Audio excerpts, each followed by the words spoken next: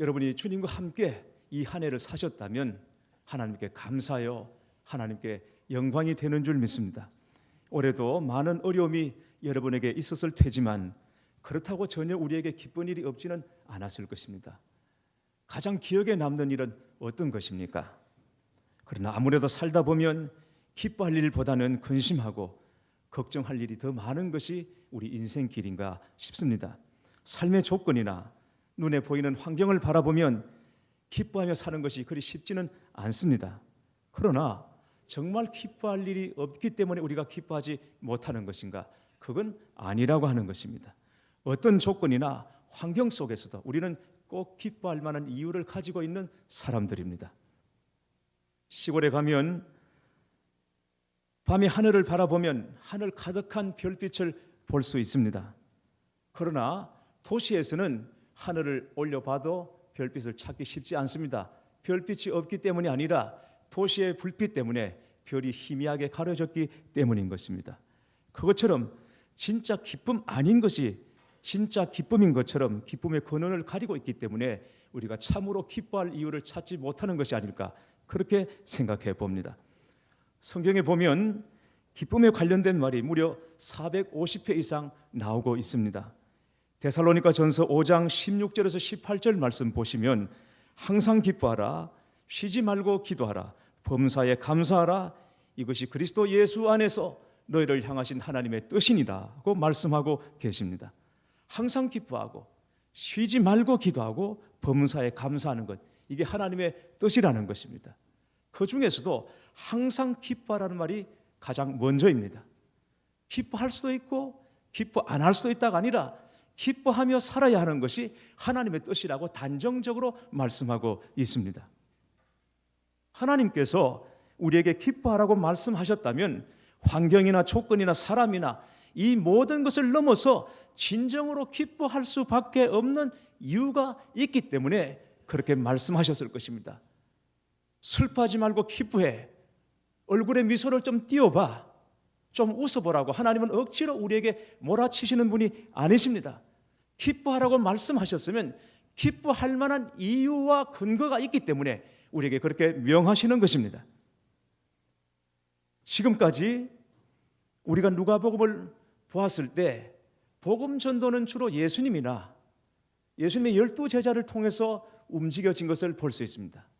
그런데 이번에 보니까 예수님께서 70명의 제자를 따로 세우시고 그들을 둘씩 짝지어서 35팀, 이 사람들을 전도 현장으로 내보내십니다. 그들에게 능력을 주어서 나가 복음을 전하라고 말씀하십니다. 그래서 70명의 전도자들이 나가서 복음을 전하게 된 것입니다. 이들이 다시 돌아왔습니다. 전도 여행을 마치고 돌아와서 흥분과 기쁨을 감추지 못하고 주님 앞에 보고하고 있는 내용이 오늘 말씀입니다. 주님, 우리가 주님의 이름을 선포할 때 귀신들이 쫓겨가더이다, 귀신들이 도망가더이다, 막 흥분해서 기쁨에 들떠서 예수님께 보고한 것입니다.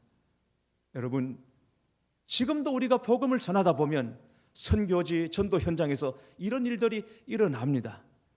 내게 원래 이런 능력이 있었던가 싶을 정도로 복음의 능력이, 전도자의 권세가 우리에게서 일어나는 것입니다. 전혀 믿을 것 같지 않은 사람이 내 어설픈 말 한마디에 그래 믿을게요, 나도 영접할게요, 그리고 영접 기도를 따라하는 역사가 일어나게 되고, 지금껏 그 인생을 밀가부르듯 까부르고 주장했던 사단의 권세가 한순간 풀어지는 역사가 복음 전도 현장에서 일어난다는 것입니다. 복음을 전해보면 선교지에서든지 전도 현장에서든지 복음 가지고 나가보면 이런 일들이 일어난다는 것입니다. 70인의 전도자가 그런 역사를 경험한 것입니다. 그러니 얼마나 놀랍고 기쁘겠습니까?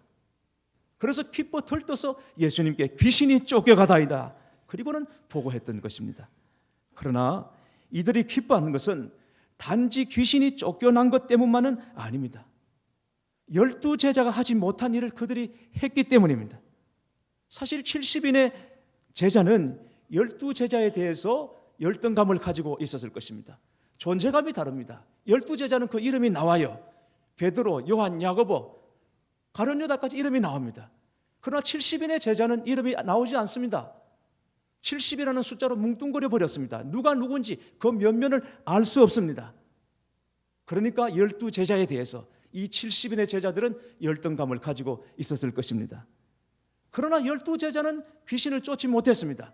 오늘 본문 바로 앞에 누가복음 9장 36절, 7절, 8절 쭉 보면 9절까지 보면 한 아이가 귀신이 들렸어요.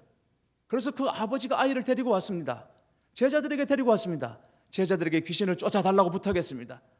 제자들이 애썼습니다. 용을 썼습니다. 땀을 흘렸습니다. 그러나 귀신이 나가지 않았어요. 결국은 예수님께서 해결해 주신 것입니다. 그런데 제자들이 못한 그 일을 70인의 제자들은 한 것입니다. 나가 복음 전할 때 귀신이 쫓겨가는 역사가 일어난 것입니다.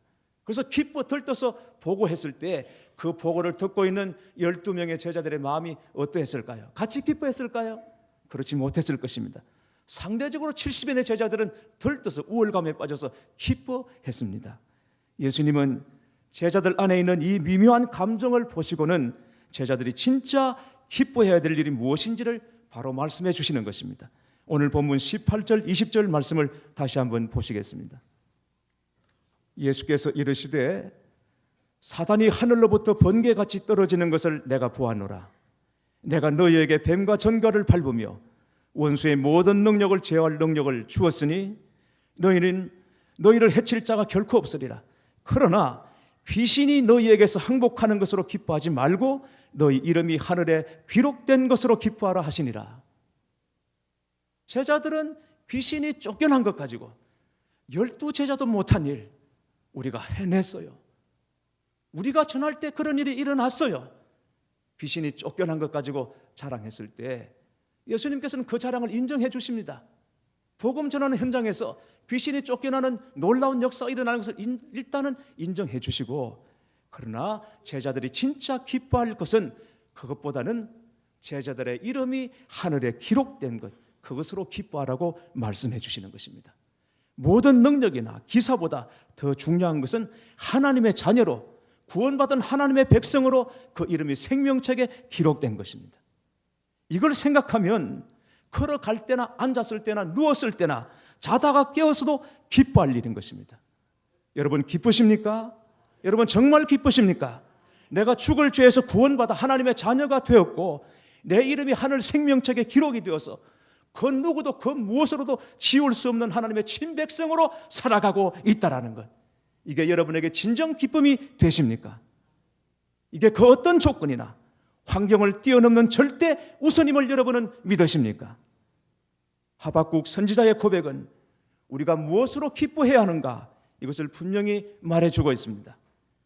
비록 무화과 나무가 무성하지 못하며 포도나무에 열매가 없으며 감람나무에 소출이 없으며 밭에 먹을 것이 없으며 우리의 양이 없으며 외양간에 소가 없을지라도 나는 여호와로 말미암아 즐거워하며 나의 구원의 하나님으로 말미암아 기뻐하리로다. 하박국 선지자는 기쁨으로 구원의 하나님을 노래하고 있습니다. 그러나 교회 여러분, 하박국 선지자가 이 고백을 했을 때 기쁨으로 구원의 하나님을 찬양하고 있는 이때는 모든 상황이 여유롭고 한가할 때가 아니라 유다 백성들이 바벨론에게 멸망하기 바로 직전, 그 일을 지금 하박국 선지자가 뻔히 내다보고 이 고백을 하고 있는 것입니다. 이제 곧 바벨론이 쳐들어와서 유다를 짓밟을 것입니다. 그들의 모든 양식을 빼앗아갈 것이고 유다 백성은 굶주리게 될 것입니다. 그러한 가운데 하박국 선지자는 구원의 하나님을 찬양하고 있는 것입니다. 왜 그렇습니까? 모든 것을 다 잃고 빼앗긴다 하더라도 하나님의 백성의 궁극적인 양식은 이 땅의 양식이 아니라 하나님 자신이라는 것, 하나님께서 그 백성들의 양식이 되어주실 것을 하박국 선지자는 믿었기 때문인 것입니다.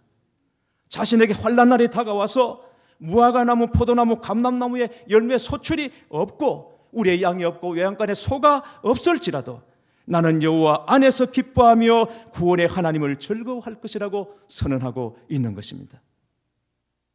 그의 기쁨의 근원은 전적으로 신실하신 하나님 자신이었던 것입니다. 하나님으로 말미암아 그는 기뻐했던 것입니다. 사도 바울이 쓴 편지 중에 빌립보서는 바울이 로마 감옥에 갇혀 있을 때 빌립보 교회에 보낸 옥중 서신입니다. 감옥은 슬픔과 불안과 원망으로 가득할 만한 그런 곳이죠. 그러나 사도 바울이 쓴 빌립보서를 읽어보면 이게 과연 감옥에서 기록한 것인가, 감옥에서 보낸 것인가 의심이 들 정도로 기쁨이 가득 차는 것을 볼 수 있습니다. 나는 기뻐하고 기뻐하리라. 주 안에서 기뻐하라. 주 안에서 항상 기뻐하라. 내가 다시 말하노니 기뻐하라. 도무지 감옥에서 기록했다고는 믿을 수 없을 정도로 기쁨이 넘치고 있습니다. 왜 그랬을까? 그가 감옥 안에서 긍정적인 사고로 스스로 감정을 조절했거나 감옥의 여건이 새로워졌기 때문에, 개선되었기 때문에 그런 것이 아니라 그의 기쁨의 비결은 기쁨의 원천이신 하나님과 함께했기 때문인 것입니다. 너희 이름이 하늘에 기록된 것으로 기뻐하라. 너희 이름이 하늘에 기록된 것으로 기뻐하라. 하늘 생명책에 내 이름이 기록된 것으로 기뻐하라. 이 말씀은 한편으로는 12제자를 배려한 말씀이기도 합니다. 12제자가 못한 일을 했다는 이유로 70인 제자가 기뻐했다면, 12제자는 귀신을 쫓아내지 못했지만 우리는 예수 이름으로 귀신을 쫓았다, 그래서 기뻐한다면 자신들보다 못한 사람과 비교해서 기뻐하는 것이기 때문에 그 기쁨 가지고는 항상 기뻐할 수가 없는 것입니다.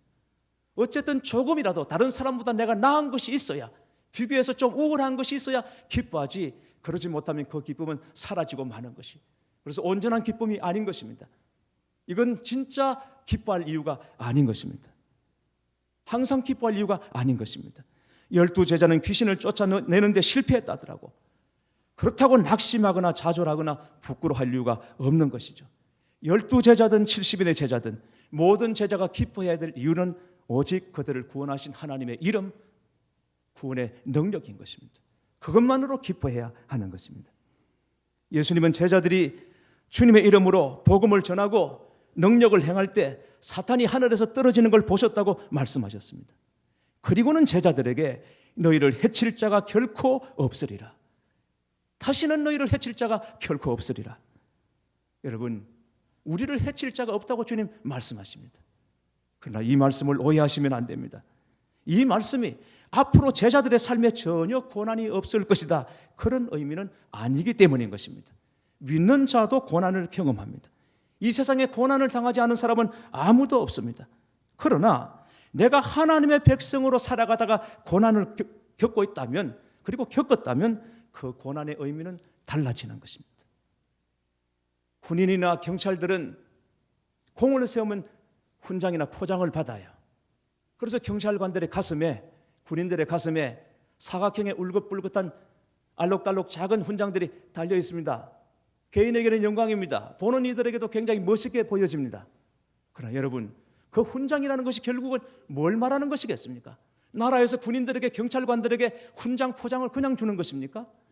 그 훈장, 경찰관, 군인들의 가슴에 알록달록 달려있는 사각형의 훈장, 포장은 결국 그들이 겪은 고난의 흔적인 것입니다. 고난을 겪어서 그걸 감당해내므로 나라에서 그들을 표장한 것이고 인정해 준 것입니다. 여러분, 그리스도인이 당하는 고난은 그런 것입니다. 우리가 주 안에서 하나님의 자녀로 고난을 받았다면 그게 헛고생이 아니라 결국 하나님 앞에서 영광이 된다라고 하는 것입니다. 하나님이 우리를 기억하고 있다라는 것입니다. 우리가 그리스도인으로서 하나님의 자녀로 살아가면서 받은 고난이 있고 시련이 있고 어려움이 있다면 여러분, 그게 하나님 앞에서 영광이요 상급인 것을 믿으시기 바랍니다. 복음서에 나오는 포도원 일꾼의 비유, 여러분 잘 아실 것입니다. 한번 생각해 보십시오. 포도원 주인이 새벽에 일찍 인력시장에 나가서 1시간 간격으로 사람들을 포도원으로 들여보냅니다. 그리고 일을 시킵니다. 맨 마지막 마무리 1시간 전에 사람을 불러서 그에게도 일을 시키고는 한 데나리온, 당시 남자들이 일을 하면 벌 수 있는 하루 일당 한 데나리온을 계산해 주었습니다. 그 모습을 보고는 먼저 와서 일한 사람들이 마음이 부풀었습니다. 기대했습니다. 마지막에 일한 저 사람도 한 데나리온을 받았다면 우리는 그보다 훨씬 더 많이 받겠구나, 마음에 기대했던 것이죠. 그러나 계산할 때 마지막 와서 1시간 일한 사람과 똑같이 한 데나리온을 받았습니다. 그리고는 폭발해 버렸습니다. 그런데 여러분, 먼저 와서 일한 이 한 사람이 모르는 것이 있습니다. 그게 뭡니까? 그는 누구보다도 먼저 선택받았다는 것입니다. 그걸 놓쳐버렸습니다. 나는 다른 사람들보다 더 고생했다. 나는 동 트기 전에 와가지고 동트기 직전에, 해가 지기 직전까지 내가 하루 종일 이 열풍에서 내가 일을 했다. 나는 누구보다 고생했다. 이것만 생각했어요. 그는 누구보다도 먼저 선택받았고 부름받았다는 사실, 그리고 포도원에 들어가서 그 주인과 함께 일할 수 있었던 것에 대해서 그는 기뻐하지 못했습니다. 감사하지 못했던 것입니다. 고생은 누구나 하는 것입니다. 아침 첫 시간에 와서 일한 사람만 고생한 것 아닙니다. 마지막 1시간 일한 사람도 그에 못지않게 고생한 것입니다. 육체적인 고생만 고생이 아닌 것입니다. 여러분, 마지막 1시간 전에 포도원에 들어가서 간신히 일했던 그 사람을 생각해 보십시오. 오늘 이러다가 내가 빈손으로 가족들에게 들어가는 것인가? 내가 아무 일 하지 못하고 빈손으로 가족들에게 돌아가야 하는가? 그리고는 해가 지는 것을 불안하고 초조하게 지켜보았을 것입니다. 그 고생은 말할 수 없는 고생인 것입니다. 육체의 고생만 고생이 아니에요. 그는 누구보다 마음으로 고생했습니다. 그리고 한 데나리온을 받았습니다. 복 있는 사람입니다. 그러나 여러분, 그 사람만 복 있는 것이 아니라 먼저 선택받고 주인과 함께 일할 수 있었던 이 사람도 그 사람 못지않은 복을 받은 사람인 것을 알아야 합니다. 선택받았다는 것. 그러므로 여러분, 나중 온 사람이나 먼저 온 사람이나 다 같이 고생을 했지만 내가 왜 고생하는가, 무엇으로 고생하는가, 그걸 알아야 하는 것입니다. 한 해 동안 기뻐할 일보다는 슬퍼할 일이 많았고 감사할 일보다는 불평할 일들이 많았다고 할지라도, 그래도 오늘 이 시간 우리가 하나님 앞에 감사하고 기뻐할 수 있는 이유는 그 가운데서도 내가 구원받은 하나님의 자녀로, 하나님의 백성으로 이 한 해를 살았다는 것, 이건 정말 우리가 주님 앞에 기뻐 감사할 일인 줄 믿으시기 바랍니다. 내가 애쓰고 수고한 것, 그게 다 헛고생이 아니라 내가 하나님의 백성으로, 구원받은 하나님의 자녀로 살아가면서 수고하고 애쓰고 시련을 당하고 고통받은 것이 있다면 그게 다 주님 앞에서 기억하시는 상급이 되고 영광이 되는 줄 여러분 믿으셔야 할 것입니다. 내가 하나님의 자녀 된 것, 내 이름이 하늘에 기록이 되어서 그 누구도 무엇으로 지울 수 없는 그 은혜 가운데 내가 이 한 해 살았다는 것, 여러분 기쁘지 않습니까? 여러분 감사하지 않습니까? 그런 가운데 내가 시련을 받았습니다. 고난을 당했습니다. 어려움을 겪었습니다. 여러분 헛고생한 것이 아닙니다. 그게 다 우리에게 상급이 될 것이고 영광이 될 것입니다. 하나님이 기억하실 것입니다. 내가 눈물을 흘렸습니다. 너무너무 힘들어서 괴로워서 눈물 흘렸습니다. 하나님의 병에 담아서 인간의 계산으로 계산할 수 없는 것으로 채워주실 줄 믿습니다. 너무 힘들어서 고통스러워서 시련 가운데 내가 하나님을 사모했고 간절했고 그리고 하나님께 기도했다면 우리는 기도한 것 이상으로 누리게 될 것입니다. 우리가 심지 않은 포도원을 우리가 누리게 될 것이고 우리가 건설하지 않은 성읍에서 살게 되는 것처럼 우리가 심고 우리가 수고하고 애쓴 것보다 훨씬 더 많은 것을 거두게 해주실 줄 믿으시기를 축원합니다. 오늘 말씀 21절을 보십시오. 예수님은 성령으로 기뻐하셨다고 말씀하셨습니다. 성삼위 한 위격이신 예수님은 성령으로 기뻐하셨습니다. 예수님의 기쁨은 하늘 아버지셨습니다. 성령 하나님이셨습니다. 성부, 성자, 성령은 서로 기뻐하신 것입니다. 성부 하나님은 성자 하나님으로 기뻐하셨고 성자 하나님은 성령 하나님으로 기뻐하셨고 세 위격이 서로 기뻐하신 것입니다. 사랑하는 교회 여러분, 여러분은 예수님으로 기뻐하실 수 있겠습니까? 예수님 한 분으로 여러분 충분하십니까? 주님이시면 됩니다. 주님이 제 기쁨의 원천이십니다. 여러분이 그렇게 고백하실 수 있다면 비록 여러분의 인생이 사막이요 감옥이라 할지라도 그 안에서 우리는 기뻐하는 자로 살게 될 것입니다. 어떤 상황, 어떤 문제를 만나도 주님 하고 우리가 부를 수 있다면 그때 내 마음이 바뀌고 상황을 뛰어넘어서 주님께 감사하고 기뻐할 수 있는 것입니다. 그럴 수 있다면 우리는 진짜 그리스도인인 것이죠. 부탄에서 사역하시는 한 여선교사님으로부터 사진과 문자가 카톡으로 거의 매일 제게 오고 있습니다. 현지인들에게 복음을 전하는 모습과 그 현장에서 일어나는 일들을 짤막짤막하게 문자로 제게 보내오고 있습니다. 그런데 너무 자주 오다 보니까 좀 귀찮다는 생각이 들었습니다. 거의 하루에 매일 같이 오다 보니까 성경을 볼 때 대화할 때도 카톡가 자꾸 이렇게 오니까 한 번에 올 때 몇 장씩 사진하고 그렇게 오니까 이게 좀 귀찮은 생각이 들었어요. 그래서 꼼꼼히 살펴보지를 못하고 그냥 대강 훑어보는 정도로 지나갔습니다. 근데 이제 기도하는 중에 하나님께서 성령으로 제 마음을 책망하셨습니다. 불교의 땅 부탄에서 계속해서 너에게 소식을 보내올 때는 그만큼 거기 지금 기도가 절실하다는 뜻일 텐데 네가 그거 마음을 다해서 읽지 않고 기도하지 못하냐 하는 것에 대해서 성령께서 제 마음을 책망하셨습니다. 여러분, 부끄럽게도 제 마음이 이렇게 굳어진 것입니다. 그래서 회개 기도하고 다시 처음부터 맨 앞에 것부터 하나하나 다시 돌려보기 시작했어요. 거기 보니까 여자의 몸으로 혼자서 그 땅에서 수고하고 애쓰는 모습이 그대로 느껴졌습니다. 많은 사람들을 만나서 이런저런 일들을 하면서 복음을 전하고 있지만 아직 구원받았다, 영혼을 얻었다 하는 얘기는 없었습니다. 그런 중에도 어른이든 아이든 만납니다. 거기서 무엇이든 하고 있습니다. 그런데 여러분, 사진 속의 선교사님의 모습은 한결같이 환한 미소를 머금고 있었습니다. 그 어려운 사역의 현장에서 어쩌면 이렇게 밝을 수가 있을까? 사역의 열매가 있건 없건 선교사님은 거기서 구원의 하나님을 기뻐하고 있는 것 같았습니다. 그 어떤 사역의 열매보다도 이분에게는 주님이 곧 기쁨이시구나 하는 것을 제가 다시 깨닫게 된 것입니다. 어느 성도님의 이야기입니다. 초등학교 다니는 딸이 하루는 휴대폰 파일에 뭘 하나 받아와서는 들어보라고 주었습니다. 아무 소리도 안 나는데 정말 휴대폰에서는 아무 소리가 나질 않았습니다. 그러자 이 아이가 신기하다는 듯이 눈을 깜빡거렸어요. 와, 정말 신기하다. 이 소리가 정말 안 들린다니. 사실은요, 이 파일은 요즘 친구들 사이에서 유행하는 어른들은 듣지 못하는 소리 파일이에요. 이 소리는 어른들의 귀에는 들리지 않고 아이들 귀에만 들린대요. 그런 게 있대요, 여러분. 아이들은 아는데 어른들은 모르는 것이 여러분 그뿐이겠습니까? 우리가 모르는 것이 너무 많습니다. 그 중에 하나가 아이들이 가지고 있는 생각, 가치관입니다. 어른들은 이렇게 말합니다. 세상에 공짜는 없어. 무슨 일을 하든지 돈이 있어야 해결되지. 그게 세상 이치야 라고 말하지만 아이들은 그렇게 말하지 않습니다.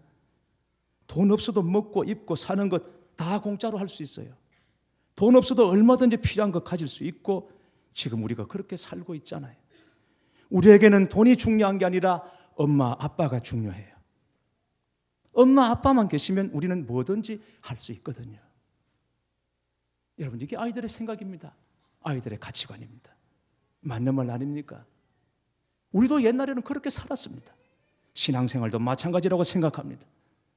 신앙생활에 연륜이 쌓이고 경륜이 더해질수록 자꾸 본질에서 벗어나서 부수적인 것 가지고 기쁨을 찾으려고 하니까 심령이 메말라질 수밖에 없는 것입니다. 진짜가 아닌 것, 부수적인 것 가지고 그게 기쁨인 양 찾고 매달리니까 우리 심령이 자꾸 황폐해지고 거칠어지고 메말라지고 굳어지는 것. 예수님과 처음 나누었던 그 친밀함이 주는 기쁨을 여러분 모두 다시 회복할 수 있기를 주님의 이름으로 축원합니다. 오늘 주님 말씀하십니다. 진짜 기쁨이 무엇인지 지혜롭고 설기 있는 자들에게는 숨기시고 어린 아이들에게는 나타내신다고 말씀하셨습니다. 지혜롭고 슬기로운 자들을 누구를 말하는 것일까? 누가 지혜롭고 누가 슬기로운 자들입니까? 스스로 지혜 있는 척하지만 주님을 부인하는, 주님을 부정하는 바리새인들과 율법학자들을 말하는 것입니다. 그들에게는 참 기쁨이 감추어져 있습니다. 그러나 어린 아이와 같이 단순하고 겸손한 마음으로 주님을 바라보는 자들에게는 어떤 상황 가운데서도 이길 수 있는 참 기쁨이 무엇인지 깨닫게 하시고 발견하게 하시고 그걸 붙잡게 하신다는 주님의 약속의 말씀인 것입니다. 사랑하는 교회 여러분, 오늘 우리 마음이 어린아이와 같이 되어서 어린아이의 마음으로 주님 앞에 나아가십시다. 아이처럼 기뻐하십시다. 우리 이름이 하늘 생명책에 기록된 것으로 우리 기뻐하십시다. 그리고 어린아이와 같이 겸손한 마음으로 간절히 성령님을 구하십시다. 너희 근심이 도리어 기쁨이 되리라. 너희 기쁨을 빼앗을 자가 없으리라. 너희 기쁨이 충만하리라. 약속하신 말씀대로 오늘 우리 안에 성령께서 희락의 영, 기쁨의 영을 충만히 부어주시기를 주님의 이름으로 축원합니다.